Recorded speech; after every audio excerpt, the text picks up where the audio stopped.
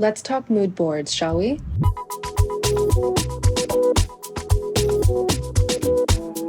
Looking at photos of cool spaces is one of my favorite pastimes, and throughout this renovation project, I've collected quite a number of photos for inspiration. I think I started gathering photos definitely before renovation work started. It might have even been before I found the space. So it's pretty cool to go through the photos and see how my vision of the space has changed over time. I am going to pick a few photos that I started from the very beginning of the project with.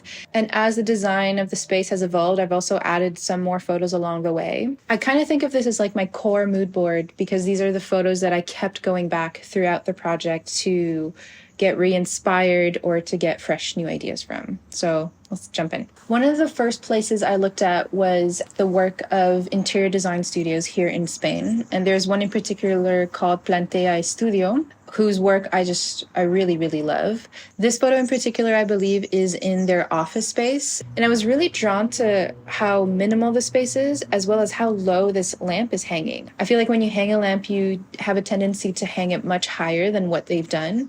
And I really like how they've put a low shelf along with a low hanging lamp. In that same space, I really like how they have this indoor-outdoor feeling, even though it's an indoor space. I was really drawn to the exposed brick walls, which is something we did end up having in the studio space. And I really like how they set up some plants in front of the bricks. I think that's something I haven't considered yet in this space, but there's something just so warm about it. I really like in particular this little industrial hanging little lamp thing that's on the side there. This is another project that they did. I believe this is a bakery in Madrid. I really like the rawness of this space. The exposed brick walls, also the wooden beam that looks like it's like this really old exposed wooden beam that comes with the building, and just focusing on very raw materials and what I would call brutalist shapes. By that I mean the very simple rectangular little stools, the light that's kind of industrial looking. All the materials feel like they're very raw. I feel like there's also a strong presence of mineral materials with the marble table and the bricks. This sort of micro cement surface, I'm not sure what material that is. Another thing that's noteworthy is they did mix some wood. So we have some like really warm, almost reddish dark wood against some more lighter oak wood. And lastly, with sprinkles and touches of metallics. That's another thing you'll see in some of these photos later is I'm really liking the touches of metallics in spaces. And to finish it all off, they have this like soft draping ceiling hanging thing. And this rawness is definitely something that I wanted to bring into my space, especially since I'm working with ceramics. I work with a lot of raw materials, whether it's from clay to the raw materials that I use to mix into the clay. And there's this very stripped back to nature, stripped back to the original material that I feel like is also tied to the work that I do. This idea that like things are made by hand in an artisanal way. I also didn't want to do something that was too modern looking, too clean or clinical looking. Like the idea that I have in my mind is usually like a surgery room. Everything's like so sterilized. I think I wanted to go the opposite direction because the work that I do is a very tactile, warm, craft. On that same note, this is a perfect other example of the energy or vibe that I wanted to have in the space, like more raw wood working with brick. This is cemented floor here, which I did consider using in this space, but in the end, and you'll probably see in the other videos, the space that I found actually came with original tiles, which is a great material to have in a studio space for flooring. So I didn't go in the cemented floor route, but what I really liked for this photo is that they use raw materials such as stacked bricks together as a photo backdrop for their pieces. And I kind of wanted to bring that into my space as well. Another big inspiration is all the Aesop stores. I mean, Aesop is so well known for their interior designs for their stores. They have different themes for each stores in different cities. I feel like they try to bring in also the culture, history of a city when they open a new store. Not only are Aesop stores beautiful on the inside, but I feel like they do a lot of work on the outside as well. They usually have this very strong apothecary vibe. This one in particular, I'm not sure where this one is located, but I really like this strong forest green paint. It's very earthy. It reminds you of nature. This is a beautiful exterior of another Aesop shop that I really, really like. Also with a green storefront, but more in a muted yellowish green. But from the outside, it still has this very strong apothecary, like old apothecary vibe that I really, really like. This photo I went back to a lot because I really like the texture and the tone of the walls. I wasn't sure at first if I would be able to use this in my space. I'll talk about that in another video, but I am considering using lime plaster for my space, which has a lot of great benefits. I believe this is also lime plaster, and I like this kind of warm, almost pinkish tone, but I don't want to have something that's too pink in my space or even too saturated in color. But something about this warm, again, raw sort of texture on the walls against the very clean, metallic counters was something that I was really drawn to. This is Brancusi's studio space that's in the museum in Paris called Centre Pompidou. From what I remember, Brancusi, who's a well-known sculptor, at the end of his life gave his atelier to the Museum Pompidou in Paris or to the French government. I can't remember which one of the two. And so the museum has tried to keep the studio organized as Brancusi had in his space, even though I believe they relocated his studio to the museum.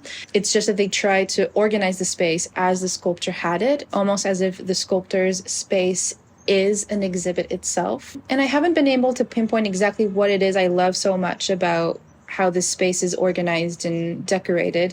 I mean, obviously Brancusi's pieces are all amazing, like each one of them individually are gorgeous pieces. I think maybe what I'm drawn to is like the mix of materials. Obviously, there's a lot of sculptural work. It's very brutalist, which are shapes that are very primal that I usually like. And I think I also like that nothing is like preciously organized. It's kind of like you're in a space where someone has worked before and maybe they just left it there because they were working on a thing and went on to moving to another thing. This photo has also been great inspiration. I think I was really drawn to how they put the display shelf by the entrance of this retail space and then set up a table right in front of it. The table not only acts as like a display space, but it's also a workstation, which makes it feel a little less like it's a shop or a little less like it's a gallery space. And that's something I really wanted to bring into my space, like not only to have things that are displayed nicely, but also keep in mind that the spirit of the space is supposed to be an atelier. The thing also that I was drawn to was the dark wooden table that's mixed with another tone of wood. I think sometimes people want to stick to the same tones of wood or reuse the same wood throughout a space.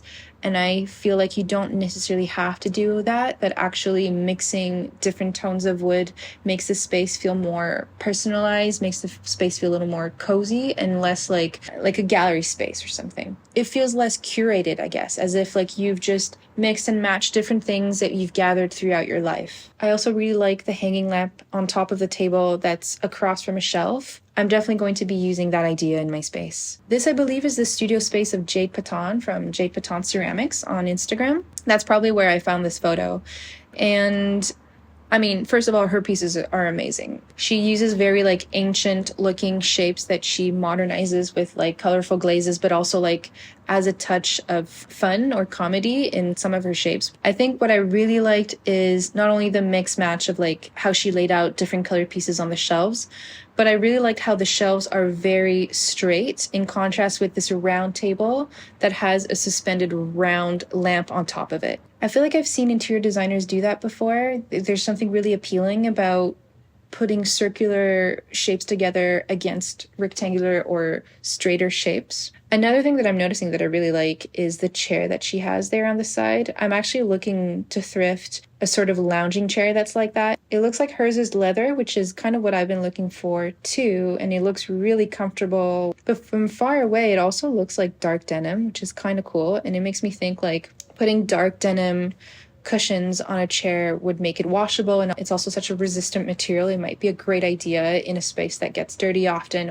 On the same thing of brutalist design as earlier, I've also been really inspired by Asian spaces. I mean, I've spent most of my life living in Asia between China, Thailand, Taiwan, Hong Kong, and so I'm obviously really influenced by Asian interior design. I haven't been able to pinpoint what exactly makes a space feel more Asian to me, or what it is that they do differently. They just feel a lot more peaceful in a way, yet they don't feel clinical. There's always a lot of touches of greenery or nature that makes you feel grounded. I think that's one example in this photo. A lot of their plants are intentional. Instead of having like lots of small pots of plants put together, they have like 1 or 2 or 3 plants that kind of define the space. What I also really like, obviously, is the hanging lantern lamp. I love paper lamps. I mean, I think a lot of people do. But what I was also really drawn to was the shape of their stools with the tables. I think it's a common theme. I'm really drawn to stools that are very cubic looking. I don't know how comfortable they are, but it's something that I have had stuck in my head. The other thing that's very common in Asian spaces is displaying ceramics. I think that ceramics are much more common and used in a different way in Asia than in like North America or in Europe, say. I'm not sure exactly where this is, but it looks like it might be a tea shop. What I really liked is, first of all, the raw materials. Again, I like the like raw looking wood that they're using. They've mixed different tones. You've got the dark kind of stool at the front. The wall is a different type of wood, and then the counters at the back are also a different type of wood. But what I really, really like in this space is the shelving that they have to display ceramics. Obviously, I've been thinking a lot about how to display ceramics in my space and what I'm going to do. I've seen a lot of like restaurants or bars or tea shops in Asia that have this type of shelf that's like an open shelf, but that's like closed in to like a rectangular thing. Actually, I am wondering if I might still have time to include something like this because I do have a sort of kitchenette space in my studio. I'll have to think about it. We did just put in an order for the wood, but maybe there's still time to change part of the design. Another thing to note is how industrial looking the lighting is. I think that's something that they do a lot in Japan and in China. And it's such an interesting dichotomy of leaving a lot of elements very raw, very functional oriented, but the space still feels very luxurious in a way. Like this could be some sort of like nice spa bathhouse or something. I probably should have mentioned this at the beginning of the video, but essentially the main direction that I wanted to go for with the studio space was to take Japanese tea room with French florist, mix them together, and that's kind of like the shortest way of describing the interior design direction that I wanted for this space, which I guess is kind of inspired by my upbringing and my background, having lived in Asia before and then moved to North America and Europe, also being half Chinese and half French. I guess I kind of wanted to mix the two. This image I thought was cool because of the hanging lanterns that you can see from the outside and how having lots together actually can look really good. I've seen a lot of spaces where you have maybe 1 or 2, but there's like 8 of them, at least in this photo, and there might even be more in this space. And it has a really cool look to it. So really like that. This image I found because I was looking for examples of exposed brick walls, but that wasn't super straight and rectangular. I was looking for something that was more organically shaped, and I'm not sure exactly where this photo was taken, but it's very similar to a lot of Mediterranean buildings here where you have the wooden beams on the roof, tiled flooring, and brick walls. We did happen to find some brick walls in my space, and we were thinking of leaving some exposed areas kind of in this very organic, as if like the wall has over time fallen off in this way. I like the look of the cold silver metallic lamp against the very warm brick wall. I believe is a space called La Lune Galerie in Paris. And I really liked how they displayed ceramics. I actually looked into cocoon lamps like this, but they're so expensive. They're hundreds or thousands of dollars, and I do not have that in budget. So I'm probably going to go for a paper lamp, but they have such a cool fiberglassy look to them. I also liked how there's this linen-looking curtain at the front that's kind of softening the front display of the space. And I really like how they displayed their ceramics. It's kind of like a gallery that feels very homey, like maybe this could be some like really rich person's home or something. There's also the presence of a lot of like raw materials with wood. The walls look kind of like lime washy, and the lighting is very soft and warm. This, I think, is in Frama Copenhagen store. I haven't been there, but I really, really want to visit Copenhagen. And I've been following Frama work on Instagram a lot. I really like just their furniture pieces. Frama, if you want to sponsor me, I would gladly have some of your pieces. They mainly do furniture, a lot of wooden furniture. They also have these really cool aluminum looking shelving. Again, I really like this big hanging paper lamp, but I like that it's like mega oversized and it's hanging a lot lower than usually. This table looks more like it's a coffee table height, but I really like that it's like a very low table with low stools. It kind of reminds me of the way people sit in Asia. We sit a lot lower to the ground, usually either in a cross-legged position or more of a squatting position. I mean, I'm sitting on a bunch of cushions on the floor right now. And so that was one thing that I really liked in conjunction with the big hanging lamp. There's a space in LA called Loq, L-O-Q, run by two women who are started as shoe designers and they've expanded into leather goods like bags. I am a really big fan of their shoes, of their bag designs, and they also sell a bunch of ceramics and other home decor pieces from other designers. I really recommend you checking out their store. And I really like how they're using stacked bricks as part of the furniture. And here they're even using them as legs on this counter space. Obviously, I really like the tone of terracotta bricks since it's essentially clay. It's a very similar color and texture. So it's definitely something that I will be borrowing for my space. I haven't figured out what the desk situation is going to be like in my space. I would like eventually to have a little desk space. It would be great for packing materials. It would be great for like even doing computer work and any admin stuff. I saw this photo of this desk space and I'm not exactly sure why I like it so much, but there's something that's so unconventional about it. Maybe it's because there's no technology on it and a lot of the materials are either books or decorative elements. But something about this desk that feels very open and airy with the hanging soft lamp in the back is really, really appealing to me. This is a restaurant, coffee shop in Barcelona that I really like. I really like how they went tonal on the walls, including the ceilings. Everything is the same pinkish terracotta-y color. I really like the open shelving that they've included in this space, the use of curtains on the bars, and these big shared tables. I believe the concept of this restaurant is very buffet directed, but in a very home-cooked meal type of vibe. So it's like you're coming into their home and you share the food. I'm really loving a lot of the Mediterranean warm tones from their space. This picture I've been going back to so many times. The main thing is the use of the same tile on the counters and on the wall. It's in this sort of matte reddish tile texture. I'm really drawn to warm tiles as well. I like also how they designed the 3 stacked shelves on top of this counter space. For some reason, it looks very unconventional to other kitchen spaces. Maybe it's because it's so monotone as opposed to like a lot of kitchens that you use like a white quartz marbly countertop. I like the monotone, warm tones of this kitchen counter. Another example of using tiles in a kitchen on the wall, this I really liked because of the counter space that's very stone feeling.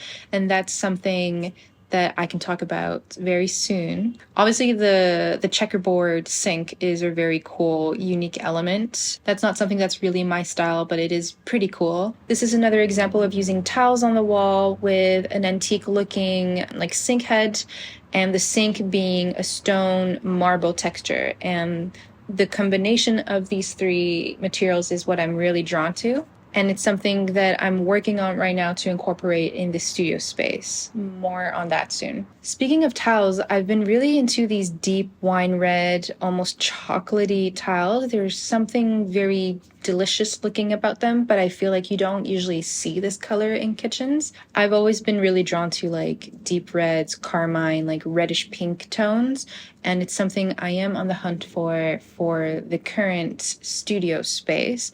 Hopefully we can make that happen. But if I could have a dream kitchen space, I think it would look a little something like this. Something I've been thinking a lot about and haven't made a decision on is seating.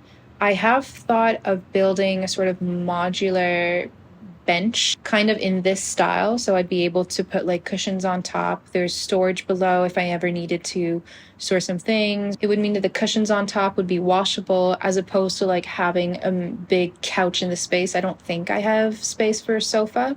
Or another option would be to thrift some kind of sling comfy armchair situation. I just want something that I'd be able to move around so I don't have to commit to a big thing in the space. Shelving and wood. I think I want to make a separate video on the shelving for the space once the wood comes in. We're still waiting on that. There's a bit of a delay, and I can go more into detail about the designs because I was able to do some custom shelving for the space. But what I can say is that I've been looking into a lot of designs of shelves that look modular, where you're able to take out some of the shelving and adjust the heights and such. So this was one photo that I was really inspired by. I like that the beam not only accommodates for modular shelving, but it looks like it's nicely designed in that way. So it's very intentional and quite pretty. This is a cheese shop in Madrid called Formaje. I really want to go visit soon. And I believe the concept of the shop is to be promoting artisanally made cheese, which actually is a craft that is disappearing today. But what's really cool is the way that they've designed these shelves. I wonder if this is inspired by how cheese shelves were traditionally built, because I also ran into another cheese shop in my city in Valencia where they had similar shelving. But I like the nature of how it looks like you can stack and unstack the shelves. Also, another inspiration is having shelf inserts that are taller than they are wide. It's a shape that I find really complements ceramics, like you can see in this photo. And I think I've seen more shelves like this in Asia growing up than maybe I have in North America or Europe. This is a type of design that I've kept in mind for one of the shelves that I have coming up. Lastly, I want to finish on doors and curtains. I've been super inspired by these very French or Mediterranean looking doors. Actually, this door looks very similar to the one in my studio. And I am on the hunt for finding some secondhand, preferably Spanish, but possibly also French lace curtains for the doors. I find that a lot of old spaces used to do that, and it's not something that's as common anymore, even though I find it so beautiful. And with that said, I think that is all for today. The space renovation is currently in the phase where I think a lot of the foundational stuff is just about to wrap up. I find that it's been pretty tricky to document the beginning of the renovation and keep things interesting because on camera you can't really see the space, and it's kind of like hard to explain like what we're doing with the plumbing and the electricity and such. I don't know if a lot of you guys are interested in that, but I'll definitely be sharing and documenting how the renovation is going step by step. If you have any ideas or questions too on stuff that I can talk about, definitely let me know. And yeah, talk to you soon, I guess. Okay, ciao. Salut, bye.